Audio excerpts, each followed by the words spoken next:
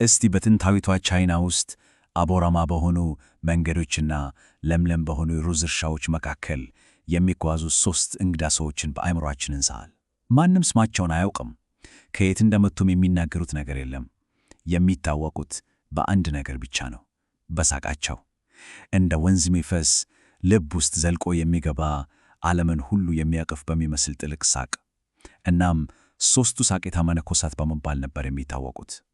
ይህ ስለ ሕይወት፣ ስለ ሞትና ስለ ታላቁ የፍጥረት ምስጢር ያላቸውን ገንዘብ የምንቃኝበት ታሪካቸው ነው። የእነሱ ሕይወት ራሱ አንድ ጥልቅ ጥያቄ እንድናነሳ ይጋብዘናል። በእርግጥ ሳቅ በራሱ የመጨረሻው ጸሎት፣ ከሁሉ የላቀው መንፈሳዊ ልምምድ ሊሆን ይችላል? ይህንን ሐሳብ በአእምሮአችን ይዘን ወደ ምስጢራዊው ታሪካቸው በጥልቀት እንዝለቅ። እንግዲህ የታሪካቸው የመጀመሪያው ምዕራፍ የሚጀምረው በጣም ለየት ባለ ማንም በማያውቀው የማስተማሪያ ስልታቸው ነው። ይኸውም የሳቅ ስብከት። እስቲ አስቡት፣ እነዚህ መነኮሳት ምንም አይነት ቅዱስ መጽሐፍ አልያዙም፣ የትኛውንም ፍልስፍና አልሰበኩም፣ አንዲትም ቃል እንኳን አይተነፈሱም። ስብከታቸው ድምፃቸው ነበር፣ መልእክታቸው ደግሞ ሳቃቸው። በዛ ዘመን በነበረው የድህነትና የሥራ ጫና ውስጥ የእነሱ ሳቅ እንደ ብርቅዬ ሙዚቃ በየመንደሩ ያስተጋባ ነበር። ስልታቸው ሁሌም አንድ አይነት ነበር። አንድ መንደር ሲደርሱ አደባባዩ ላይ ቆሙና መጀመሪያ አንዱ ማሳቅ ይጀምራል። ከዚያ ሁለተኛው ይቀላቀለዋል፣ ቀጥሎም ሦስተኛው። ብዙም ሳይቆይ ሆዳቸውን ይዘው መሬት ላይ መንከባለል ይጀምራሉ። መጀመሪያ ላይ የመንደሉ ሰዎች ግራ ይጋባሉ፣ ግን ቀስ በቀስ በሳቃቸው ይለከፉና ጭንቀታቸውን፣ ሐሳባቸውን ሁሉ ትተው ከልባቸው ይሳቃሉ። ሕይወት ችግር ሳትሆን ልትቀበር የሚገባት ድንቅ ቅጽበት መሆኗን በተግባር ነበር የሚያስተምሩት። ነገር ግን እንደምናውቀው ሕይወት እንደ ወንዝ ናት። ሁሌም በተመሳሳይ ፍጥነት አትፋሰም። በሳቅ የተሞላው ጉዟቸው ላይ አንድ ያልተጠበቀና አይቀሬ የሆነ እንግዳ በራቸውን አንኳኳ፤ ሞት። እናም እንዲህ ሆነ። በአንዲት ሩቅ መንደር ሳሉ ከሦስቱ ጓደኞች አንዱ ጉዞውን አጠናቀቀ።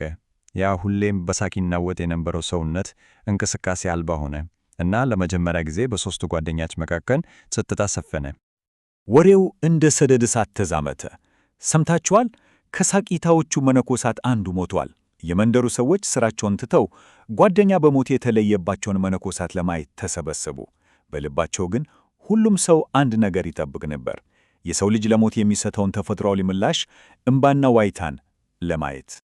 ነገር ግን የሆነው ነገር የመንደሩን ሰዎች ትንፋሽ የሚያስወጥ፣ በፍጹም ማንም ያልጠበቀው ነበር።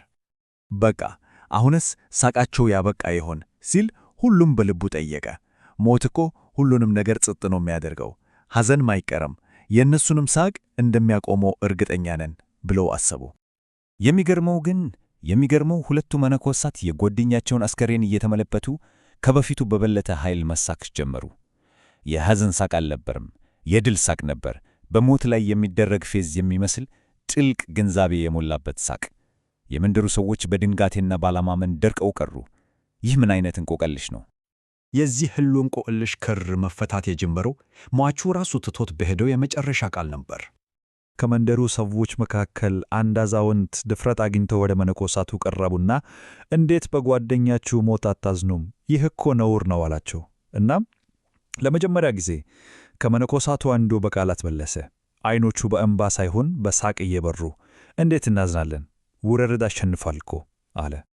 በማስከተልም እንዲህ አለ፣ እኛ እኮ ሁሌም እንዋራረድ ነበር። ከሦስታችን ቀድሞ ይህንን ታላቅ ቀልድ፣ ይችን ዓለም ትቶ የሚሄደው ማን ነው ያለን? እና ዛሬ እሱ አሸነፈ። ይህ አሮጌ ተንኮለኛ ጓደኛችን በዚህም ቀደመን። ሞትን እንደ አሳዛኝ ፍጻሜ ሳይሆን በሕይወት ጨዋታ ውስጥ እንደተገኘ ድል ነበር የቆጥሩት። የሟቹ መነኩሴ ኑዛዜ ግን ሌላ ሚስጥር ይዞ ነበር። ታውቃላችሁ፣ በወቅቱ ባህል መሠረት ሟችን አጥበውና አዲስ ልብስ አለብሰው ነው ወደ መቃብር የሚሸኙት። እሱ ግን እንዲህ ብሎ ነበር፣ በለበስኩት አሮጌ ልብስ እንዳለው ክብሩኝ፣ ሰውነቴን በፍጹም እንዳታጥቡት። በሕይወቴ ሙሉ የዚህን ዓለም ጭንቀትና ሐዘን በሳቄ አማካኝነት እንዲነካኝ አልፈቀድኩምና አሁንም አትፈቀዱለት። እናም የታሪኩ የመጨረሻውና ታላቁ ቀልድ ሊገለጥ ደረሰ። በእሳትና በደማቅ ብርሃን የታጀበው የመጨረሻው ሳቅ። የመንደሩ ሰዎች ግራ ቢገባቸውም የሟቹን የመጨረሻ ፍላጎት ለማክበር ወሰኑ። እናም ሰውነቱን በለበሰው አሮጌ ልብስ እንዳለ በእንጨት በተከመረው የማቃጠያ ስፍራ ላይ በጥንቃቄ ያስቀመጡት። አካባቢው በሙሉ ጸጥ አለ። እሳቱ ተለኮሰ። ነበልባሉ ቀስ በቀስ የእንጨት ክምሩን መላስ ጀመረ። እናም የእሳቱ ነበልባል የሟቹን ልብስ ልክ በነካ ጊዜ ማንም ያልጠበቀው፣ ማንም ያላሰበው አስገራሚ ነገር ተከሰተ።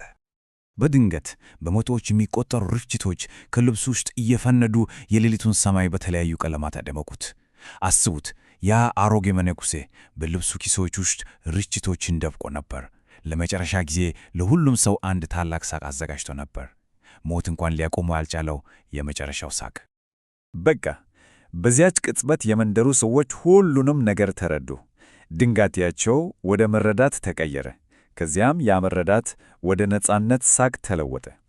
ብዙም ሳይቆይ መላው መንደር ከሁለቱ መነኮሳት ጋር በአንድነት በሞት ፊት ሳይቀር ሕይወትን በሚያከብር የደስታ ሳቅ አስተጋባ። እናም የታሪኩ ዋና መልእክት ይሄ ነው። ሕይወት ልንፈታው የሚገባን ከባድ እንቆቅልሽ አይደለም። ይልቁንም ልንኖረውና ልናጣጥመው የሚገባን ድንቅ ምስጢር ነው። ልንቀበለውና ልንደሰትበት የሚገባን አንድ ውብ የፍጥረት ቀልድ ነው። ይህ ታሪክ አንድ ጥያቄ ትቶልን ያልፋል። እስቲ እናስበው። ሕይወት ራሷ አንድ ታላቅ አስቂኝ ድራማ ብትሆንስ? እናም ለዚህ ድራማ ልንሰጠው የምንችለው ብቸኛውና ጥበብ የተሞላበት ምላሽ ከልብ በመነጨ ስሜት አብሮ መሳቅ ቢሆንስ?